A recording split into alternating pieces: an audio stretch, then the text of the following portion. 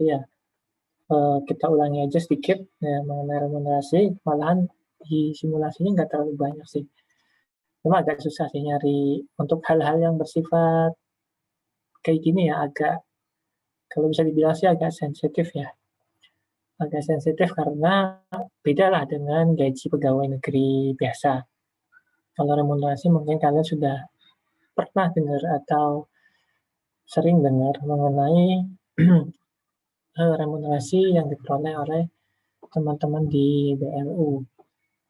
Kalau misalkan kita lihat gitu kan, memang tampak menggiurkan lah gitu ya, tempting, tempting banget gitu. Untuk ukuran pegawai negeri yang kayak kita gitu kan, itu memang untuk BLU tertentu itu kategorinya sangat menggiurkan. Mei ini kalau bahasa bahasa mana itu ya bahasa wetan lah gitu ya. Bahasa timur. Nah, itu Mei ini. Tapi perlu diluruskan juga bahwa tidak semua BLU itu remunerasinya tinggi. Itu ya, nggak semua. Ya mungkin lebih tinggi pun kadang-kadang cuma sedikit gitu lah. Atau mungkin kalau bandingkan dengan kementerian-kementerian yang memang remunya sudah 100%, itu ya mungkin kurang lebih sama lah seperti itu. Nah, kalau kita lihat sebenarnya enggak, mungkin yang memang benar-benar tinggi itu memang hanya sedikit karena tadi hal-hal yang yang mempengaruhi diberikannya remunerasi kepada pegawai PLU itu ya banyak faktor sebenarnya. Tapi yang paling besar tentu saja dana kelolaannya mereka ya, hasil dari dana kelolaannya mereka itu yang um, sebagian besar itu menjadi pusat perhatian, yang menjadi titik berat bahwa ini akan diberikan remunerasi gede atau kecil. Karena hal yang masih bisa didongkrak itu bagian sebelah situ. Oke. Oke, kita lihat di sini dasar hukum remunerasi itu kalau membicarakan remunerasi ini secara umum ya. Kita sebentar. Oke, kita berbicara secara umum. Oke.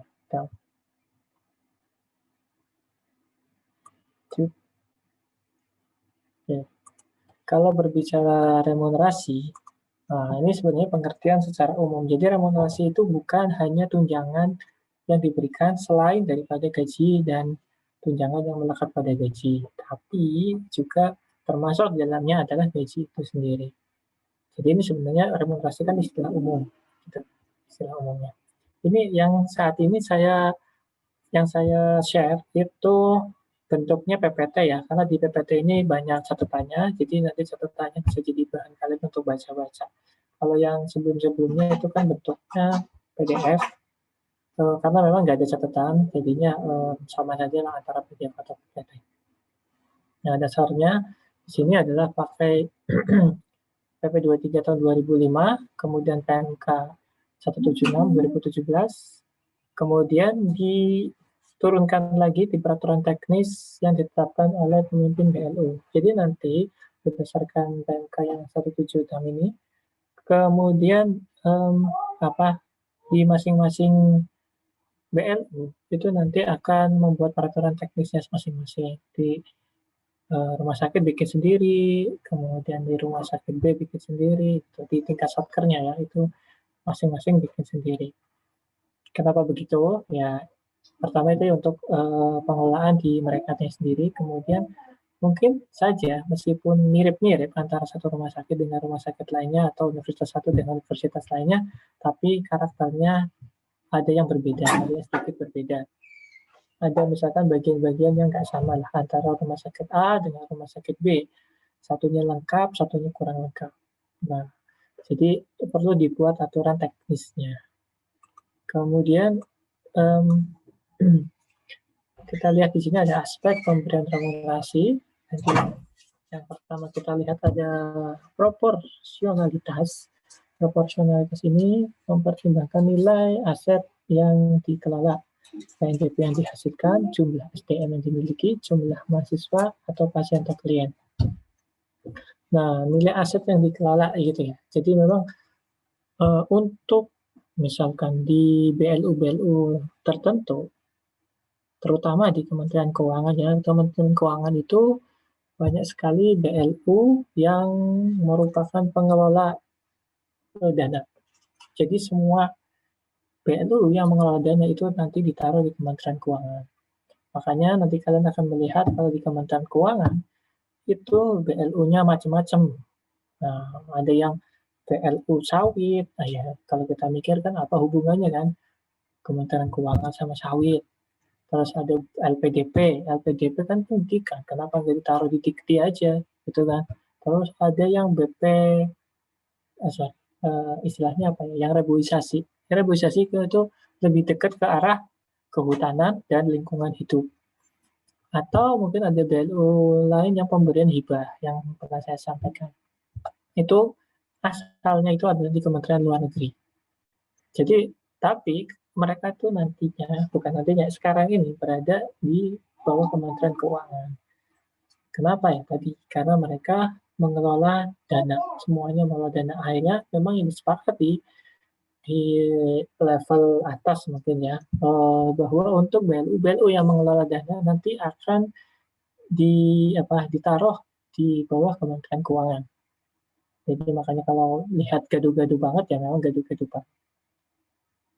Nah ini mempertimbangkan nilai aset yang dikelola nanti, jadi semakin besar aset yang dikelola, maka itu akan menjadi pertimbangan mengenai besar kecilnya remunerasi yang diberikan.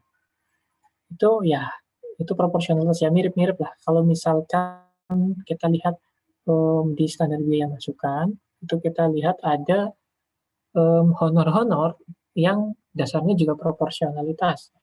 Misalkan honor untuk KPA, makin besar dana yang dikelola, itu juga nanti makin besar honor yang diberikan. Seperti itu, ya berarti hampir mirip ya, pertimbangannya sama.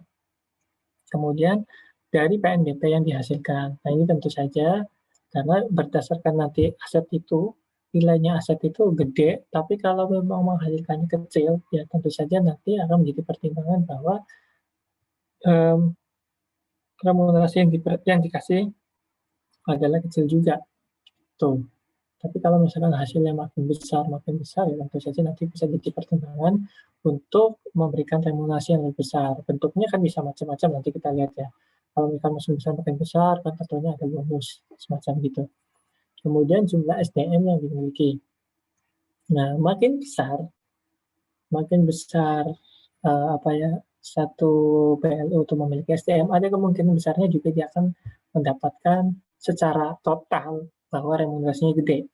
Tapi efeknya adalah bahwa dengan kalau misalkan makin besar, kebalikannya berarti yang dibagi juga semakin banyak. Nah itu antara plus minusnya lah. Secara umum memang gede, tapi kalau dibagi satu orangnya bisa jadi kecil gitu kan. Kemudian jumlah mahasiswa, pasien, klien, dan lain sebagainya ini kan nanti berdasarkan dari ujungnya ya PNBP yang dihasilkan juga. Kemudian kepatutan. Nah kepatutan ini berdasarkan nilai dari masing-masing jabatan yang ada menggunakan metodologi perhitungan evaluasi jabatan yang terukur. Saat ini metodologi yang dipakai adalah namanya BEST gitu ya, BLU Evaluation System. Nah kebetulan saya belum dapat juga nih, belum dapat informasi mengenai bukan informasi sih, informasinya sudah ya, tapi BEST itu kayak apa itu ternyata susah ya dapatnya. Jadi informasinya masih hanya ada di level-level tertentu saja gitu. Jadi ini tapi nanti di sini paling disampaikan aja ada 10 faktor penimbangnya itu, ada 10 faktornya itu secara secara satu persatunya nanti akan ada. Tapi saya sendiri belum pernah lihat nih kalau base itu seperti apa sih? Apakah bentuknya itu kayak apa tuh? Belum pernah lihat. Apakah hanya sekedar menjadi karakteristik atau menjadi kriteria gitu atau seperti apa? Kemudian ada yang ketiga adalah kesetaraan, mempertimbangkan kesetaraan besaran remunerasi dengan PLU penyedia sejenis. Ini pernah saya sampaikan, kalau untuk yang misalkan ya BLU-BLU pengelola dana yang memang dia nanti akan mendapatkan penghasilan dari pengelolaan dana tersebut, gitu kan, bukan dari jasa. Nah itu nantinya cenderungnya bahwa value tersebut berarti akan sangat tergantung kepada manajer gitu atau pengelola dana tersebut. Nah, ini hanya contoh aja. Jadi misalkan dibutuhkan keahlian mengenai investasi dan lain sebagainya, biasanya nanti kan daya tawarnya akan lebih tinggi. Nah, agar value tersebut memiliki daya tawar juga ke pegawai yang bersangkutan, maka akan diberikan remunerasi yang kalau dilihat-lihat ya harus dibandingkan dengan usaha yang sejenis.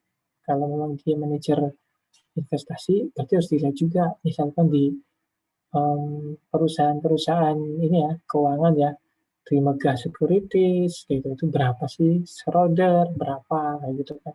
Terus di perusahaan-perusahaan lainnya ada ya yang setara gitu, itu akan menjadi pertimbangan biar nggak kabur istilahnya gitulah, jangan kabur-kabur. Kemudian kinerja operasional.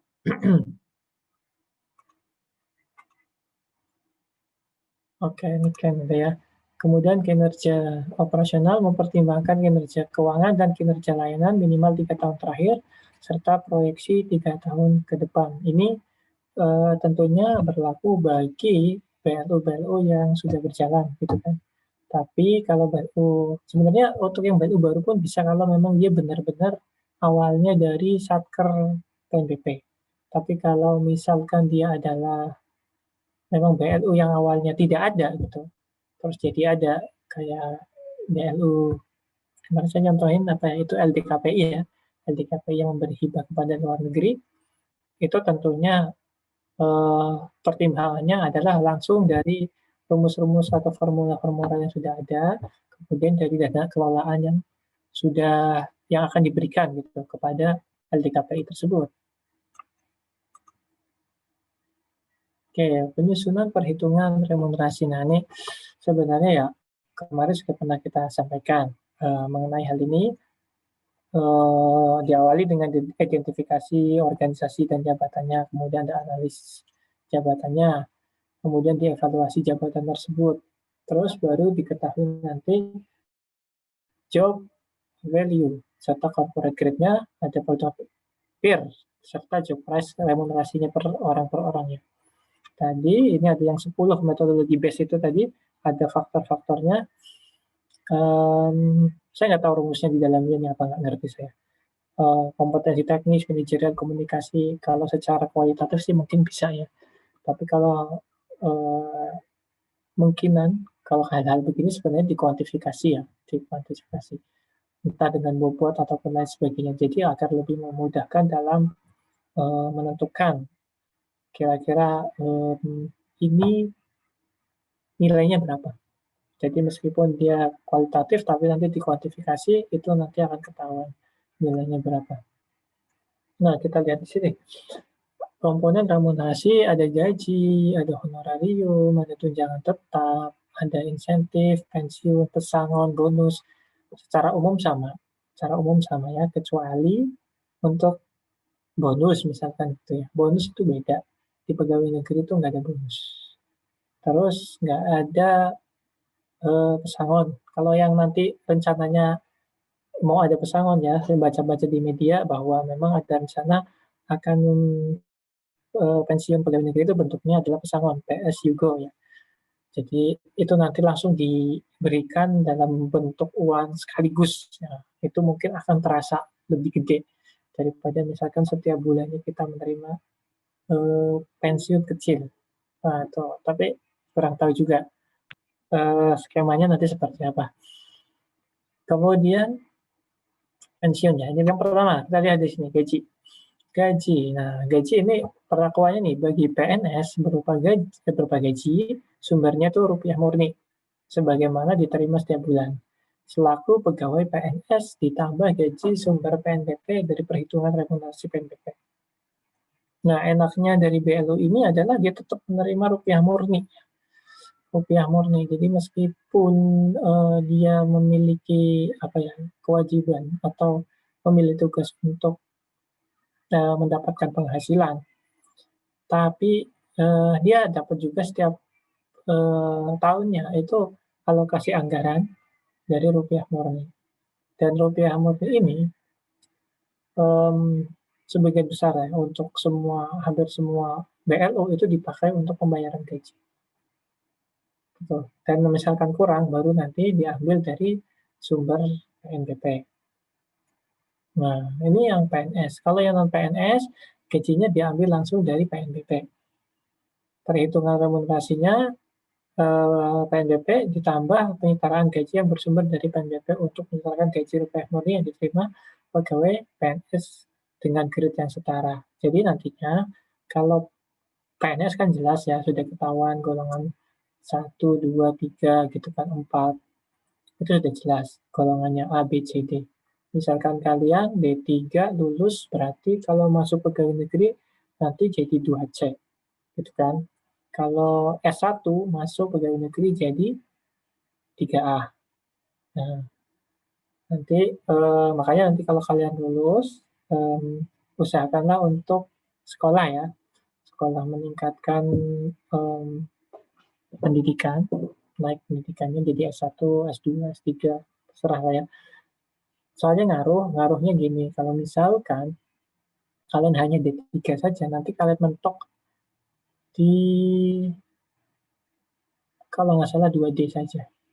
Jadi kalau kalian pun sampai bertahun-tahun sampai pensiun itu mentoknya nanti di situ saja. Jadi nggak bisa naik ke 3A. Kalau nggak salah 2D seingat saya.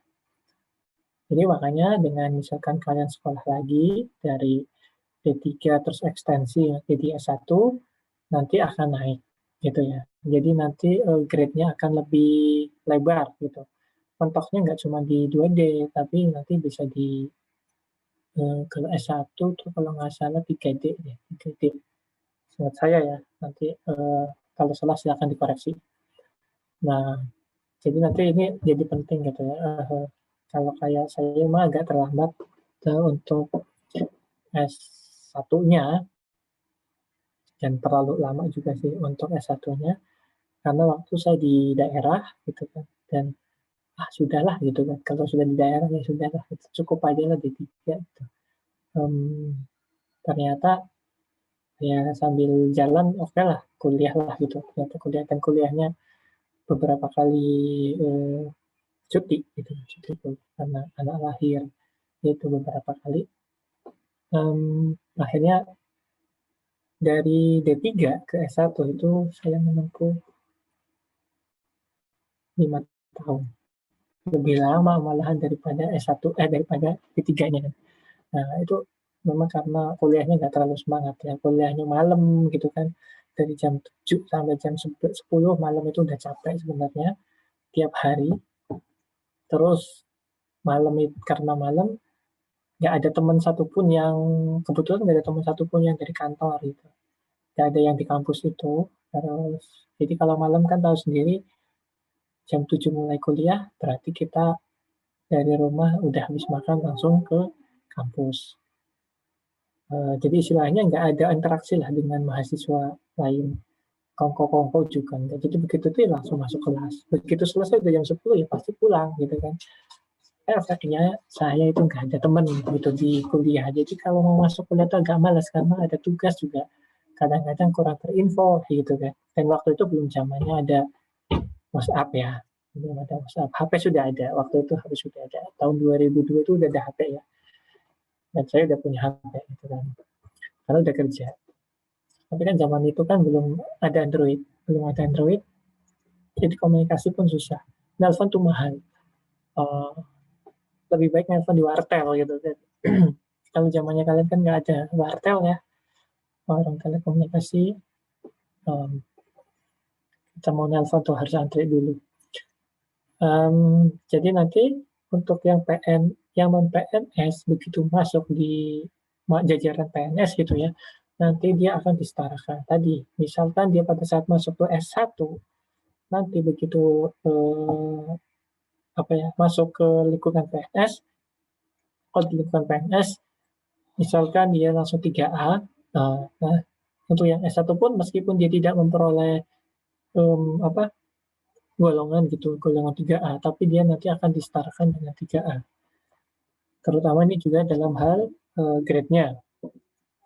Nah, kemudian ini ada honorarium. Honorarium itu diberikan kepada dewas dan sekretaris dewas saja. Yang membedakan antara honorarium dan gaji ini, kalau gaji itu langsung terlibat dengan tusinya. Nah, kalau honorarium itu enggak. Nah, kalau kayak dewas kan memang tidak langsung terkait dengan tusi, dengan ketercapaian tujuan organisasi. Nah, besarannya itu ketua dewas itu maksimal 40% dari gaji PNBP pemimpin BLU, gitu ya. Jadi ngitungnya dari pemimpin BLU itu berapa, kalau misalkan gajinya 100 berarti ketua dewas nanti dapat 40 gitu kan. Anggota dewas maksimal 36%. Ini kalau dipersenkan lagi sebenarnya sekitar 90% ya dari yang sekian kalau nggak salah 40. Terus sekretaris dewas maksimal adalah 15%. Kemudian ada tunjangan tetap. Tunjangan tetap ini berupa tunjangan perumahan, tunjangan transportasi, sumbernya adalah PNBP. Untuk sewa nilainya tidak full cover. Maksudnya kalau misalkan ada sewa itu tidak diganti seluruhnya, tapi ada batasannya. Misalkan dibatasi 10 juta, kemudian ternyata yang bersangkutan, pejabat yang bersangkutan tuh menyewa rumah itu 15 juta. Nah, yang dibayarkan ke pegawai yang bersangkutan bukan 15 juta, tapi tetap 10 juta. Sisanya dibayar sendiri. Kemudian diberikan dalam hal tidak terdapat rumah dinas dan atau kendaraan dinas bagi pemimpin BLU dan atau pemimpin satu level di bawah pemimpin BLU. Terus kemudian ada insentif. Nah, insentif ini kalau di pegawai negeri ada yang iya, ada yang enggak. Ya, ada yang dapat, ada yang enggak. Gitu. Jadi karena berdasarkan capaian kinerja yang menerapkan prinsip yang hampir sama dengan insentif ini adalah Direktorat Jenderal Pajak. Jadi dulu misalkan seperti ada target dari pemerintah untuk pajak tahun 2020 misalkan sebesar 1.000. Nah, atas dasar itu kemudian dihitunglah nanti pada saat realisasi pencapaiannya itu berapa berdasarkan target 1.000 tersebut. Misalkan tercapainya hanya 70%, waktu itu pernah kan 70% saja. Nah, dengan 70% itu maka tunjangan atau insentif ya istilahnya berarti kalau di sini insentif itu yang diberikan tuh 70% aja. Jadi nggak full diterimanya. Nah, itu pernah terjadi seperti itu, tapi ternyata kemudian PMK-nya direvisi karena alasannya adalah itu menimbulkan eh, kurangnya semangat gitu, kurangnya semangat dari para pegawai karena pendapatannya dipotong 30%. Nah, waktu itu aturannya adalah jika turun maka dipotong sejumlah capaiannya saja, maksudnya dipenuhi sejumlah capaiannya saja, tapi kemudian apabila ada kelebihan, misalkan targetnya lebih dari yang telah ditentukan, maka bisa tunjangannya juga bisa lebih. Misalkan tercapai 120, ya juga nanti akan dikasihkan tunjangannya 120%. Sebenarnya memang plus minus ya, plus minus. Nah, ternyata pada waktu itu menimbulkan itu tadi turunnya semangat atau istilahnya apa demotivasi dari para pegawai. Kemudian PMK-nya tersebut direvisi, kalau turun nggak diturunkan, tapi kalau naik bisa naik gitu. Itu memang memotivasi banget lah ya. Tapi nggak tahu efeknya nanti. Kalau turun nggak diturunkan, tapi kalau naik naik. Nah, kemudian ada sistemnya bonus. Bonus itu sebenarnya tadi yang kenaikannya tadi. Kalau insentif itu berdasarkan target pencapaiannya. Jadi kalau misalkan target tahun itu adalah 1.000, kemudian dia mencapai 1.000 tersebut, maka dia akan mendapatkan 100%. Tapi kalau misalkan tercapai cuma 70, maka dia akan 70%. Nah, informasinya kalau misalkan di BLU juga berlaku seperti itu, paling bawah itu kalau nggak salah 25%. Kalau misalkan nggak tercapainya cuma 25%, maka dia dapatnya juga cuma 25%, tapi kalau di bawah 25% itu dia tetap dapat 25%. Infonya seperti itu. Nah, beda dengan bonus, kalau insentif itu setelah ada target, bonus maka dia lebih tinggi dari maksudnya setelah tercapai target, di atasnya itu dia dibilang adalah bonus. Nah, ini dapat diberikan 1 kali dalam setahun, dapat ya, berarti ini ada kemungkinan bisa berkali-kali gitu dalam setahun. Nah, bonus-bonus kayak gini kan tipe-tipe bonus itu biasanya kita lihat itu di pegawai-pegawai atau karyawan yang sifatnya ada target-target tertentu. Misalkan marketing ya, kalau kita misalnya ngomong di swasta, marketing mobil gitu. Marketing mobil, marketing motor, marketing kredit, kartu kredit gitu kan dan sebagainya. Itu biasanya sistemnya dia ada gaji tetap dan bonus gitu. Jadi agar tujuannya biar gaji itu untuk mengikat pegawai yang bersangkutan, bonus untuk meningkatkan performa kinerja dari pegawai yang bersangkutan. Jadi kalau dia semakin banyak yang dijual, maka dia bonusnya makin banyak juga gitu. Biasanya asuransi gitu ya, itu banyak banget. Makanya kalau asuransi itu kadang-kadang ya gitu kesannya itu agak maksa ya kesannya. Ya kalau saya sih ya menghormati yang bersangkutan karena yang bersangkutan tuh ya nyari uang juga gitu kan. Nyari uang juga. Tapi ya kadang-kadang kita yang sudah nggak perlu pun biasanya masih dipaksa aja gitu untuk beli gitu kan. Saya sampai sebenarnya kalau hari Sabtu Minggu tuh saya hampir nggak pernah angkat telepon gitu kan.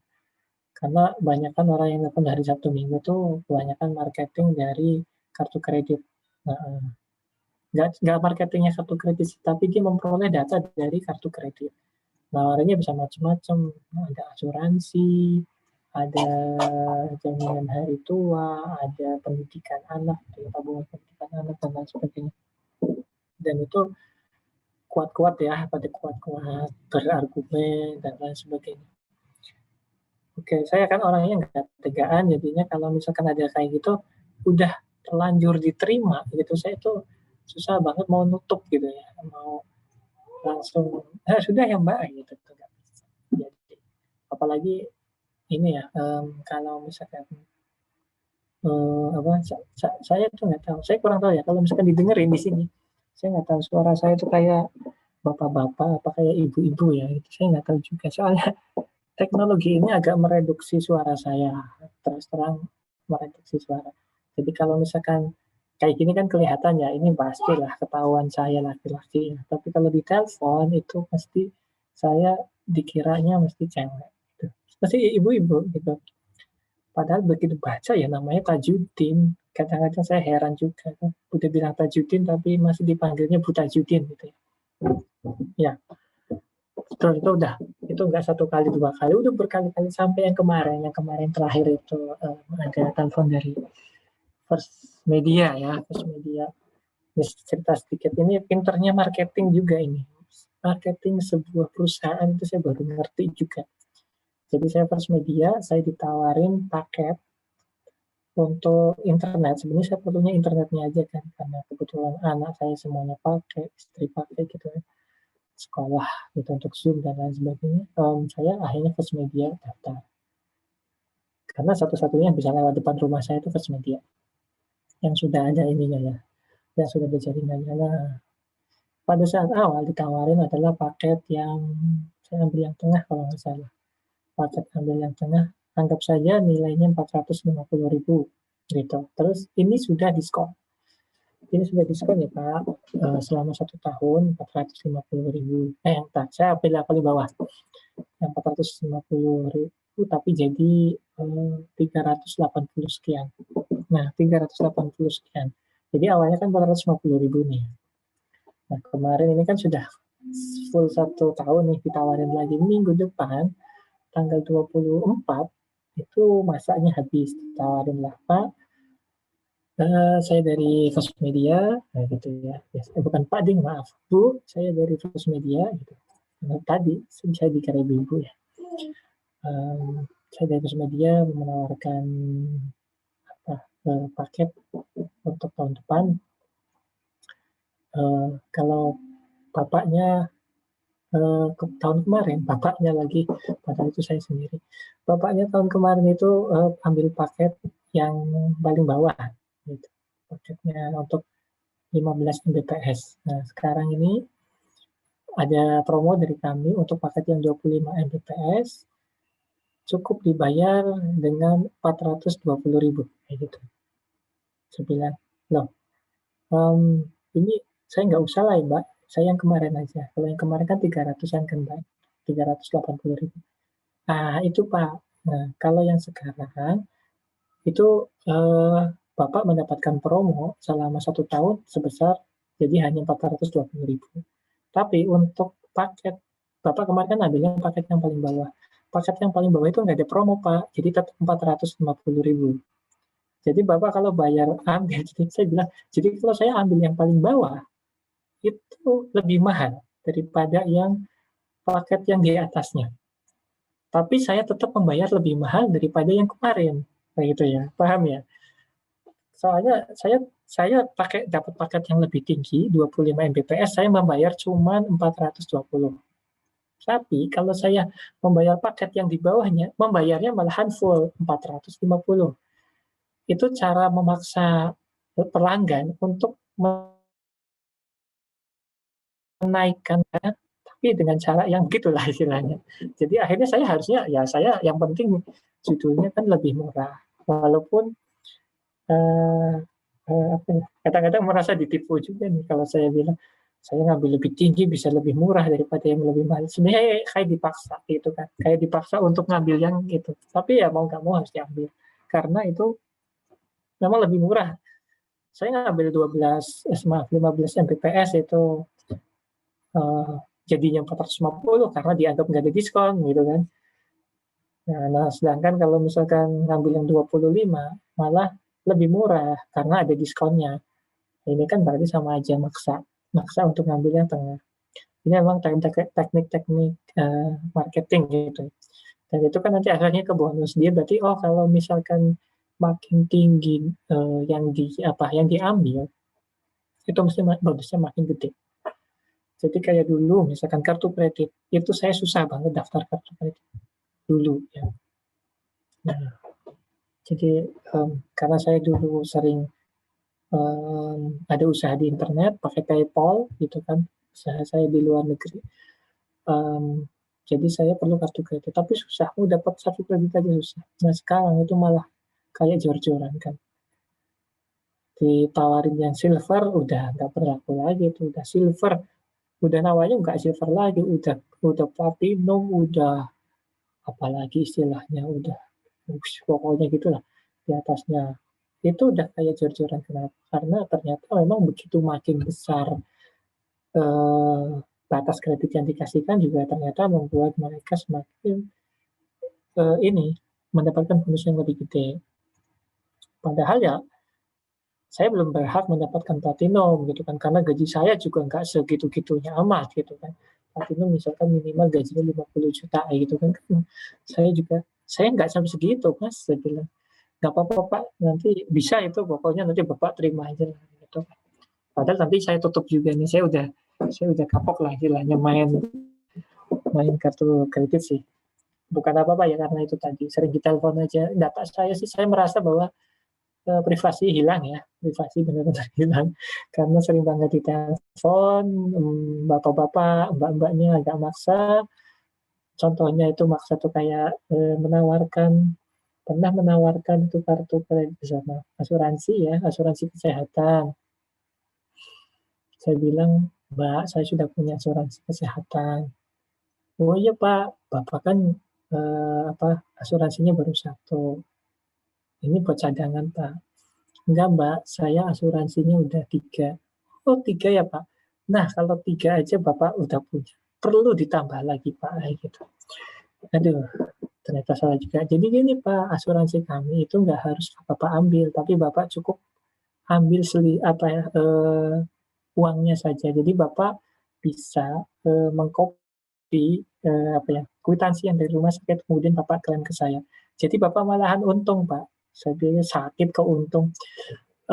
Jadi Bapak kalau misalkan pada saat sakit itu Bapak nggak cuma di-cover oleh asuransi gitu kan, untuk yang 1, 2, 3, tapi juga Bapak nanti bakal mendapatkan uang, karena nanti bisa dirembas gitu kan, dari asuransi yang di kami gitu. Jadi Bapak nanti pulang-pulang dapat duit. Iya, jadi akhirnya dipaksa terus, saya udah bilang 3, mau 4, mau 7 juga pasti ditambah terus kan. Jadi ya, akhirnya kadang-kadang pakai jurus terakhir lah ya. Udah Mbak, saya udah nggak perlu lah ya minta maaf, titah matiin. Nah ini begitu kan, karena nggak ada ya mohon maaf saja, bukannya saya nggak menghormati yang menelpon, tapi kan saya sudah menyampaikan bahwa saya keberatan gitu kan, tapi tidak diterima ya mau gimana lagi. Jadi kadang-kadang agak nggak enak, ya memang saya nggak enakan. Jadi ya seperti itu, mereka tuh saya agak nggak enaknya karena tadi, mereka sebenarnya mengharapkan bonus ya dari klien-klien yang mereka dapatkan. Istilahnya mereka juga nyari makan lah sebenarnya kayak gitu. Tapi ya, harapannya sih kalau kayak gitu ya mengedepankan etika juga gitu kan, unggah-ungguh dan lain sebagainya. Bonusnya juga ya nanti silakan lah kalau mau bonus mah ya. Kemudian pesangon nih, ada pesangon. Nah yang membedakan nih, ada pesangon. Kalau yang sekarang tadi yang saya sampaikan bahwa ada istilah pesangon juga, pensiun yang menjadikan pesangon. Nah pesangon ini, kalau yang di swasta tuh ya dikenal tuh pesangon tuh, tapi berarti kalau di swasta dapat pesangon tapi nggak dapat pensiun gitu. Jadi nantinya begitu pegawai-pegawai kontrak itu rata-rata ya, kemudian dia diputus kontraknya, maka dia akan mendapatkan pesangon. Nah, pesangon ini biasanya ya, kayak saya kurang tahu di Indonesia, biasanya itu dibayarkan mirip dengan pembayaran ke perusahaan-perusahaan asuransi, pengelola pensiun, ke bank gitu kan, untuk mengelola dananya itu. Jadi nanti yang bayar adalah dari perusahaan, ini sama si perusahaan. Nah, ini saya pernah cerita kalau saya pernah, kerja juga gitu di, pabrik pabrik kayu dulu di luar. Nah, di situ ternyata, saya tuh, mmm apa ya, dibayari pesangon, dibayari bukan asuransi ya, iya pensiun lah sebenarnya pensiun. Jadi makanya begitu saya lulus kuliah, terus saya keluar dari perusahaan tersebut, saya ternyata masih dapat gitu. Saya juga, wah ternyata dapat gitu. Lumayan, ternyata saya dari hasil kerjanya itu 1,5 tahun lumayan juga dapatnya, lumayan. Itu yang bayar adalah dari perusahaannya. Nah, kalau misalkan di BLO persis sama seperti itu, nanti yang bayar adalah dari BLO tersebut. Nah, ini enaknya di BLO. Karena sistem di BLO kan karena dia nggak ngikat 100% kayak misalkan pegawai negeri ya. Kalau pegawai negeri kan sampai pensiun lah, seperti itu. Tapi kalau BLO kan ada yang misalkan yang non-PNS atau yang sifatnya P3K, pegawai-pegawai kontrak. Nah, untuk menghormati atau mendapatkan penghasilan yang lebih gitu untuk pegawai kontrak itu maka dikasihlah pesangon ini. Tapi ini bukan yang nanti serta-merta ya, tapi memang sudah direncanakan atau dibayarkan dari awal, dicicil setiap bulannya untuk membayar pesangon tersebut ke sebuah perusahaan lah. Biasanya sih seperti itu. Kalau yang profesional langsung diserahin ke perusahaan keuangan dan lain sebagainya lah. Bisa bank atau apapun gitu. Nah, ini kalau lihat itu kan jadi kelihatannya memang sangat menggiurkan ya. Menggiurkan sih karena banyak banyak banget gitu ya yang ya syukur-syukur nanti di antara kalian ada yang bekerja gitu ya di PLU yang bonafit lah, yang LPDP itu kategori yang sangat lumayan menggiurkan juga karena dia dana kelolaannya lumayan besar gitu kan. Untuk membayar beasiswa saja itu hanya dari bunganya ya. Memang itu yang diperbolehkan kalau nggak salah di undang-undangnya itu memang hanya hasilnya aja, yaitu dari bunganya aja. Pokoknya itu nggak boleh diambil. Setahu saya gitu. Jadi um, istilahnya gini, kalaupun kadang-kadang saya juga mikir, kadang-kadang kalau misalkan apa ya dananya segitu besar gitu, misalkan dikasih dana lah 1 triliun misalkan gitu, dananya ini cuma ditaruh aja gitu ya, ditaruh di deposito kan aja 1 triliun gitu kan udah besar itu hasilnya kan. Apalagi kalau misalkan bisa dimanfaatkan di instrumen investasi yang lain gitu. Jadi ya, udah terjamin banget lah itu bakal, remunerasi yang diperoleh oleh pegawainya masing-masing itu lumayan besar. Oke, kemudian ini ada skemanya yang kemarin sudah diterangkan juga di video, ada pay for position, pay for performance, ada pay for people. Nah, saya udah pernah ya, sedikit lah pay for position ini berarti berdasarkan ya jabatannya dia, terus pay for performance itu berdasarkan dari kinerjanya dia, terus pay for people ini ya, yang sebenarnya sudah ditentukan sih ya, berupa tunjangan transport, perumahan, uang makan, lembur, dan lain sebagainya itu ya sebenarnya berlaku untuk semua ya. Oke, baik ini rumusannya ya, R ya, alokasi remunerasinya ya, itu sama dengan persentase dari, dikalikan dengan PNBP-nya, dikurangi dengan P3, ini ya, P3 ya, pay for people, kemudian dibagi beban pegawai, dapat poin indeksnya, kemudian inilah hasil dari, remunerasinya ya. Terus kemudian dibagi 2 yang 45%, pay for pay for position itu 30%-nya, kemudian PNBP untuk pay for performance-nya itu sebesar 70%. Jadi yang lebih banyak menentukan atau yang lebih banyak besar itu nanti didasarkan kepada kinerjanya. Tapi kalau ini given ya, berarti dari awal. Kalau dia misalkan posisinya dari awal sudah di situ, ya lumayan lah, 30%-nya itu udah di tangan. Oke, ini mekanisme pengusulan kamu. Ini sebenarnya pada saat awal ya, untuk menentukan grade-grade-nya itu, nanti, kita lihat langsung aja lah, sama ya. Kita lihat case study rumah sakit, mmm, di sini ada beberapa yang dikelompokkan, ada pimpinan ya, level pimpinan sampai level pelaksana. Nanti di level pelaksana juga ada yang kemarin kita bahas, ada revenue center gitu ya, ada nanti cost center. Di sini dilihat ada operational staff, nurse, medik, penunjang medik. Kalau yang kemarin kita lihat ada revenue center itu berarti divisi-divisi atau bagian-bagian yang memang akan menghasilkan pendapatan bagi brand tersebut. Nah, itu nanti biasanya akan mendapatkan yang lebih ya, yang lebih daripada misalkan yang cost center. Cost center yang bersifat supporting, administratif, cost center seolah-olah jadinya yang hanya membebani aja ya kesannya tuh seperti itu. Tapi ya itu harus ada kan, wajib ada. Nanti kita coba lihat di di sini ya, di corporate grade ini misalkan ya. Untuk BLU sebenarnya grade-nya itu antara rata-rata 1 sampai 20, maksimal 20. Kalau ini di rumah sakit kebetulan 1 sampai 18 ini.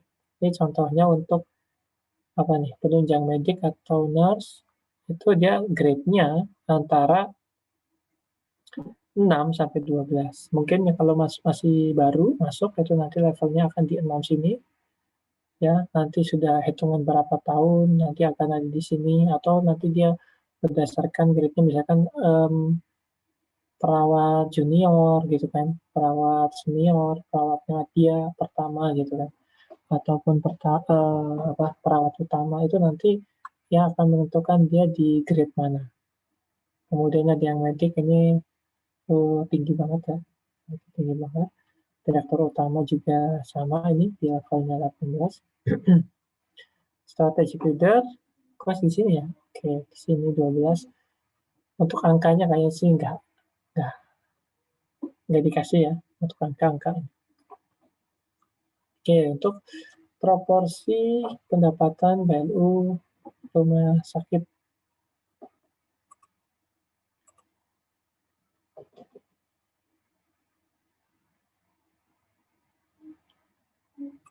Oke, Proporsi pendapatan rumah sakit 55%, ada 44%. Yang operasional 56%, kemudian untuk pegawai ini 44%-nya dari penerimaan BLU ini. Nah, ini untuk menjawab nih pertanyaannya ini, ya kan? Pertanyaannya dari Alfira. Salah satu komponen perhitungan remunerasi adalah persentase PNBP. Nah, kalau terjadi penurunan pada relasi PNBP, bagaimana dampaknya terhadap remunerasi? Apakah remunerasi yang diterimanya besarannya berubah-ubah, tidak tetap sesuai dengan relasi PNBP? Ya, betul. Tadi kan kita sampaikan bahwa remunerasi itu nggak hanya mengenai di luar gaji atau justru gaji saja. Nah, kalau lihat dari tabel ini, berarti kalau misalkan PNBP-nya besar, karena ini melihatnya adalah persentase, nanti dia akan bisa besar. Dan kalau misalkan kecil, ya nanti akan kecil. Tapi biasanya yang terpengaruh rata-rata itu hanyalah yang bersifat bonus, rata-rata ya. Jarang sekali yang sampai level insentif aja itu jarang, jarang sekali. Ya, ini juga kadang-kadang sudah menjadi pertimbangan ya dari para pemimpin BLU itu. Kadang-kadang mereka juga mendahulukan tadi hal-hal yang seperti itu. Misalkan yang penting insentifnya itu tercapai. Yang penting insentifnya itu dibayar 100%. Mungkin pertimbangannya juga sama dengan yang tadi misal pajak ya, teman-teman pajak. Jadi teman-teman pajak kayak tadi pertimbangannya adalah kalau misalkan di bawah insentif itu di bawah 100%, maka itu akan membuat dia jadi demotivasi. Jadinya biasanya PLU juga tetap menekankan bahwa kalaupun turun itu nggak sampai ke insentifnya, tapi cukup bonusnya aja. Misalkan bonusnya berkurang, nggak sebesar biasanya, atau mungkin nggak ngasih bonus gitu kan, bonus tahunan gitu. Ataupun mungkin kalau dimungkinkan ada bonus bulanan atau per berapa bulan gitu, itu juga memungkinkan saja. Itu dikurangi gitu. Secara Hafiz, untuk komponen remunerasi berupa pesangon itu dicatatkan bahwa hanya diberikan kepada pemimpin BLU. Oh ya, oke. Jadi ini hanya untuk pemimpin BLU ya, pejabat pengelola setingkat pemimpin BLU, ketua dewas dan dewas. Apabila mereka PNS, akan mereka mendapat uang pensiun seperti PNS biasa atau hanya pesangon itu saja, Pak? Sebenarnya bisa tetap mendapatkan pensiun. Kan kita tahu kalau misalkan pendapatan kita itu gaji kita, oh kita ya belum ya, kalian belum dapat gaji ya. Jadi misalkan kalau gaji PNS itu setiap bulannya itu dipotong untuk pembayaran pensiun, nggak terlalu besar. Makanya itu, makanya itu kan kalian tahu ya PFK ya, perhitungan pihak ketiga. Makanya itu nanti pensiunnya memang yang diterima itu kecil, gitu ya. Pensiun yang diterima oleh PNS itu kecil. Jadi nanti bisa kaget. Karena ngitungnya dari gaji. Jadi bukan ngitungnya dari take home pay atau uang yang dibawa pulang. Bukan. Kalau misalkan take home pay-nya misal ya 10 juta gitu. Nah, tapi misalkan gaji pokoknya itu 3 juta. Maka ngitung persentase untuk pensiun itu dari 3 juta itu. Jadi makanya kecil. Jadi rata-rata katanya ya yang udah pensiun itu penerima pensiun itu penghasilannya ya sepertiga dari penghasilan yang biasa mereka terima, kecil sih. Nggak terlalu gede-gede banget itu enggak. Tapi mereka PNS juga bisa ya ini ya. Bisa aja dapat apa pesangon. Misalkan dia memang diperbantukan. Biasanya kalau misalkan PNS terus keluar gitu karena dia diperbantukan di BLU tersebut itu banyak ya. Banyak tuh teman teman-teman saya itu teman-teman keuangan, dia menjadi pengelola keuangan di BLU-nya saat ini mana ya, Kemenpu PR gitu. Nah nanti begitu balik ke Kemenkeu, misalkan mereka kontraknya habis ya, misalkan 10 tahun aja gitu kan, biasanya sih 4 tahun, rata-rata 4 tahun, kemudian diperpanjang lagi 4 tahun, diperpanjang lagi 4 tahun. Nah misalkan ternyata ada waktunya mau diganti dengan orang lain, dia balik ke kantor, ke Kemenkeu, maka dia biasanya dapat pesangon, gitu. Tapi karena di statusnya sebagai PNS, nantinya juga akan tetap dapat pensiun. Jadi nggak usah khawatir dapat pensiun. Kalau kalian mau dapat pensiun yang lebih besar, ya kalian harus ikut program DPLK istilahnya. Dana apa? Dana pensiun ya, dana pensiun lembaga keuangan.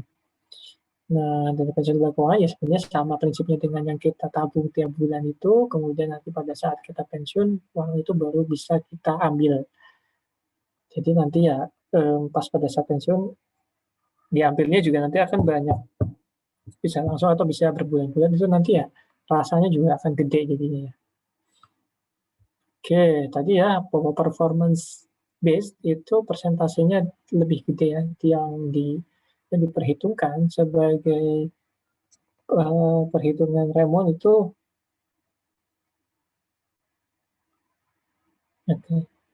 yang dianggap untuk salah satu perhitungan Raymond itu paling besar adalah dari kinerja. Oke, ini rutenya untuk menggenjot ya kinerja dari yang bersangkutan. Penilaian kinerja pegawai ini nanti kalian akan mengalami hal-hal yang seperti ini juga nanti begitu jadi PNS. Saat ini lagi bikin ya kayak gini. Jadi nanti setiap tahun misalkan pegawai negeri akan menilai dan akan dinilai ya, misalkan yang sekarang ini misalkan saya itu nanti akan menilai teman saya, kemudian saya akan menilai atasan saya, dan saya menilai bawahan saya. Kemudian nanti saya akan dinilai oleh teman-teman saya peer, berarti ada 4, kemudian dinilai bawahan saya, kemudian saya dinilai oleh atasan saya. Nah, ini bobotnya kayak gini, ini kalau di kami sudah ditentukan ya. Nah, nantinya udah ditentukan seperti ini, pada saat bekerja itu kira-kira anaknya ini gimana gitu kan. Kalau yang sekarang itu poinnya 1 sampai 100 gitu ya, 1 sampai 100. Kalau kerjasama seperti apa, inisiatifnya bagus apa enggak, kepatuhan terhadap peraturannya gimana, sikap dan perilakunya gimana, nanti akan dinilai, nanti akan masuk menjadi salah satu kriteria yang ada di DP3, istilahnya DP3. DP3 itu penilaian pegawai. Nah, pada pegawai ini, DP3 ini nanti akan masuk juga ke kategori untuk remunerasi, untuk pertimbangan jabatan. Izin bertanya Pak, itu tadi penilaiannya juga dari teman sendiri gitu. Maksudnya kan yeah.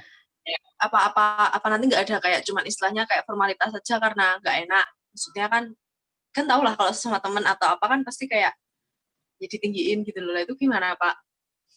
Iya sih, memang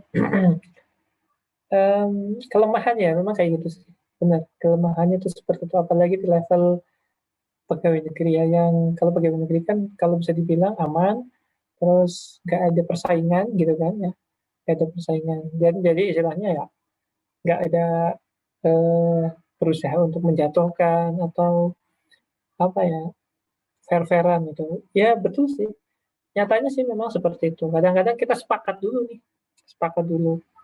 sepakat kita mau ngasih nilai berapa nih kayak gitu. Nah, yang nggak bisa kayak gituin kan dari atasan ya, dari atas. Tapi karena ini satu hal yang ini ya, satu hal yang penting juga.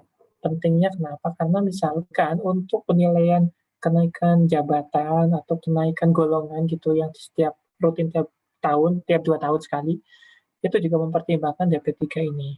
Catatannya, atau mungkin apa ya, kalian tuh mau beasiswa, kalian mau promosi, itu menjadi pertimbangan. Catatannya adalah biasanya selama 2 tahun berturut-turut itu kategorinya baik ya, kayak gitu kan. Nah, jadi kalau kadang-kadang kita mau jatuhin temen tuh nggak tega kan, karena yang dipertaruhkan banyak. Ya, sekolah nggak bisa gitu kan, sekolah nggak bisa, terus apa mau naik golongan nggak bisa gitu. Jadinya ya akhirnya ya kesepakatan aja. Kecuali kan biasanya atasan. Kalau atasan tuh cenderung lebih fair. Kenapa atasan cenderung lebih fair? Karena atasan itu apa ya, melihat performa kelihatan lah. Kalau kita punya bawahan, yang satunya rajin, yang satunya enggak, kita tentunya akan menilai secara berbeda. gitu kan. Saya nggak bisa menilai apa ya, A dengan B dengan C. Kalau dua-dua tiga-tiganya itu oke atau empat-empatnya itu nggak masalah sih, atau kerjanya semuanya rajin itu ya nggak masalah kalau memang apa nilainya bagus gitu kan. Ya kan harus adil. Kalau yang memang bagus kita nilai bagus. Kalau yang nilai yang memang nggak bagus, saya usahakan bagus tapi tetap aja harus lebih bagus tadi yang memang kerjanya bagus gitu kan. Jadi nggak saya samakan sama sekali. Kenapa saya tetap baguskan juga karena tadi saya khawatir kan nanti khawatir kedepannya berbahaya gitu bagi yang bersangkutan. Ini multiplier effect ya soalnya. Kalau misalkan penghasilan yang bersangkutan mengecil gara-gara saya, nanti keluarganya makannya jadi mie terus kan repot, gitu kan. Nanti anaknya nanti kurang gizi, anaknya sekolahnya kurang bisa terjaga, repot lah. Pikirannya kalau terlalu panjang ya itu ya. Oke, ada yang mau Benar nanya? Pak, tadi pertanyaannya Afifah tadi tuh kok nggak dibentuk tim gitu ya. Benar juga kenapa nggak gitu ya Pak? Lebih. Gimana? Itu Izin pertanyaannya menambahkan. Afifah tuh loh Pak. Afifah, mengapa tidak dibentuk tim tertentu saja yang menilai kinerja? Jadi gini, itu agak susah. Agak susahnya tuh gini, kan kita menilai kinerja selama 1 tahun. Selama 1 tahun full kan. Jadi yang nanti yang bisa bekerja sama dengan kita, yang bisa menilai kita adalah orang yang sering kerja bareng dengan kita gitu kan. Kalau tim, dia kan berarti hanya satu waktu tertentu gitu kan, nggak bisa mendampingi orang terus. Misalkan kayak di DJA, DJA itu pegawainya sekitar 800-an.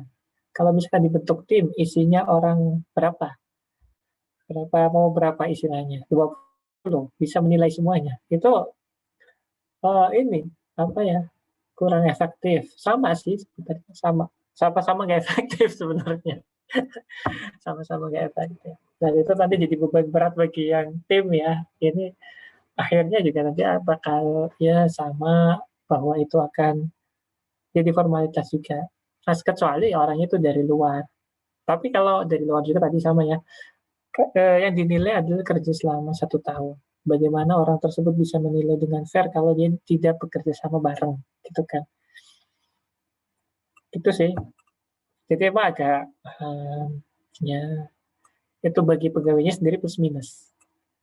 Gitu. Plus minus itu maksudnya ya kita sudah terjamin ya, kita terjamin sih sebenarnya, terjamin nilainya, terjamin nilainya bagi kita sendiri. Makanya itu perlunya kalian itu nanti pas pada saat masuk dunia kerja kalian harus berbaik-baik lah ya dengan teman-teman kalian. Usahakanlah selalu bisa kerja kerja kerja sama lah, kerja sama, teamwork itu penting gitu. Kalian nggak bisa ngerjain kerjaan sendirian, meskipun nanti ya ada yang mungkin tipikal-tipikal orang yang saya kerjain sendirian gitu. Ya kalau dia ngerjain sendirian nggak merepotkan orang sih nggak masalah. Orang bakal seneng ya kerjaannya dikerjain. Tapi kalau misalkan kalian ngerjain sendiri terus mengganggu kerjaan yang lain, karena misalkan dimintain data susah, kayak gitu kan, itu ya uh, itu ini sangat mengganggu gitu kan. Kita lama di kantor daripada di rumah ya nantinya ya. Kita lebih lama di kantor. Sebenarnya keluarga kita, rumah kedua kita tuh di kantor kan. Dari pagi udah di kantor sampai sore. Nah di rumah itu udah malam kan, udah sore, udah malam. Tinggal berapa jam aja sebelum persiapan tidur lah. Jadi ya baik-baik itu di kantor. Karena gini, kalau pengalaman saya saya berapa tahun ya di bekerja itu. Saya kerja mungkin dari 2001, sekitar 19 tahun ya, saya kerja 19 tahun. Saya bisa melihat gitu karakter orang begitu dia kerja sama dengan kita. Kalau orang banyak yang bilang kan, kalau pengen melihat karakter orang itu ajaklah dia naik gunung kayak gitu kan. Istilahnya hal-hal yang susah lah ya. Sama tugas juga gitu, kerja juga gitu. Kerja itu bikin susah, susah itu. Kalau kalian misalkan kerja, tapi ini perbandingannya dengan tempat saya ya. Kalau misalkan kalian kuliah, itu kan kalian ujiannya 1 semester sekali, pada satu TS gitu. Jadi pada masa-masanya itu adalah belajar. Tapi kalau udah kerja, saya tuh kadang-kadang merasa bahwa tiap hari itu ujian, gitu. Tiap hari ujian. Saya sambil belajar ujian, gitu. Kenapa? Saya tuh sering kali menghadapi rapat yang saya sendiri ke situ, datang ke rapat itu blank, ini rapat masalah apa gitu kan, nggak ngerti, tapi kemudian harus dimintain pendapat mengenai tema yang lagi dibahas, nah gitu. Itu kan ujian. Kenapa? Kita mewakili institusi, kita juga punya muka di situ gitu kan. Jadi ya harus, persiapannya kadang-kadang, banyak gitu kan. Yang apalagi yang cuman mendadak seperti itu menurut saya itu kadang-kadang ujian banget gitu kan. Menghadapi orang yang lebih besar, yang lebih tinggi posisi. Nah, tadi saya bilang, kita nanti mengetahui karakter orang juga tahu setelah dia kerjasama dengan kita. Kadang-kadang kita kenal orang tuh kelihatannya baik-baik saja gitu ya. Tapi begitu kerjasama gitu kan, begitu kerjasama baru ketahuanlah watak aslinya. Nah, dari situlah karena watak asli itu nggak bisa dibohongi, ya kita harus membina watak asli kita itu dari kecil, dari sekarang gitu ya, istilahnya memang dipupuk dari awal gitu kan. Jadi nggak dibuat-buat gitu kan. Ada istilah lagi, kalau pengen tahu karakter orang, nilailah ia dengan uang, kayak gitu kan. Kalau pengen tahu tanggung jawab seseorang, maka pinjamilah ia duit. Nah, itu orang bakal ngembaliin atau enggak.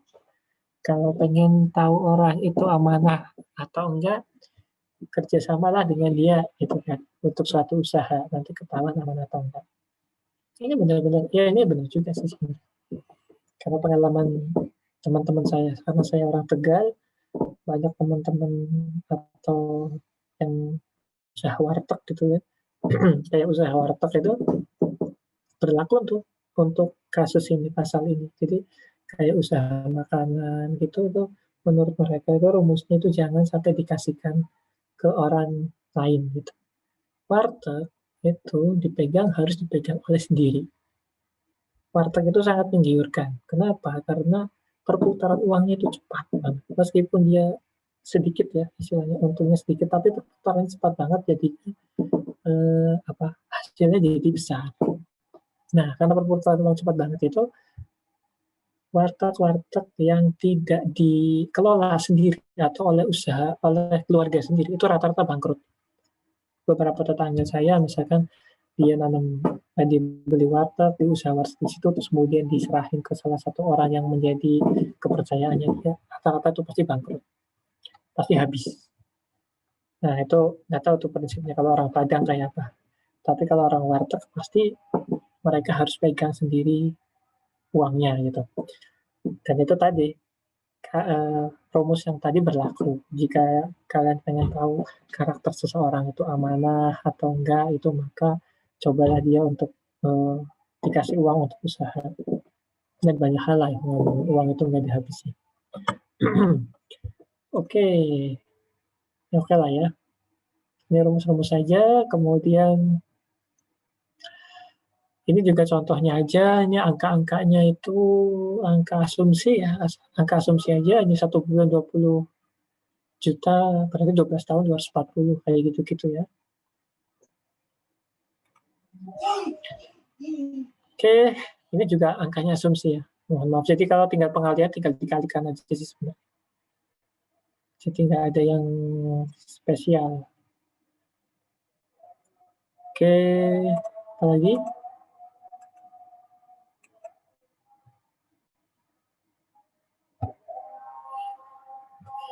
Kita template ya tadi ya untuk mengisi yang tadi ya.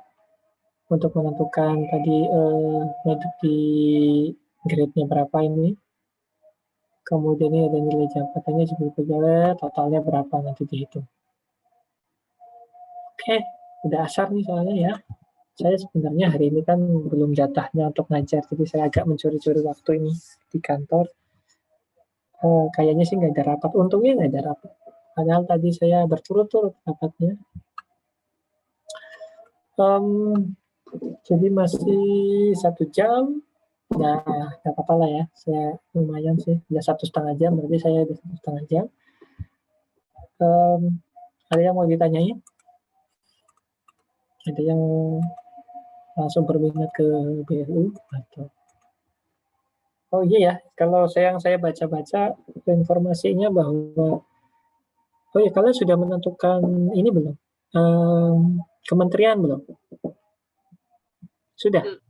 Belum, Oh, maksudnya belum ya? cuman antara Kemenq sama non gitu doang. Kalau spesifiknya belum sih. Oh gitu, Besok. nggak dari awal ya? Nggak dari awal ya tapi ya? Ya itu Jadi Pak, cuma dua, pilihnya, antara Kemenq atau non gitu. oh ya ya ya ya. Kebanyakan apa? Non Kemenkeu Ya, atau sebenarnya Kemenkeu? porsinya, kalau porsi keseluruhan kayaknya banyak yang Kemenq Pak, tapi mungkin kalau di kelas gitu separuh-separuh kayaknya. Separuh-separuh. Oh, oke. Oke. Pertimbangannya apa? Mau di Kemenkeu atau mau di luar pengen Kemenkeu? Kalau boleh tahu.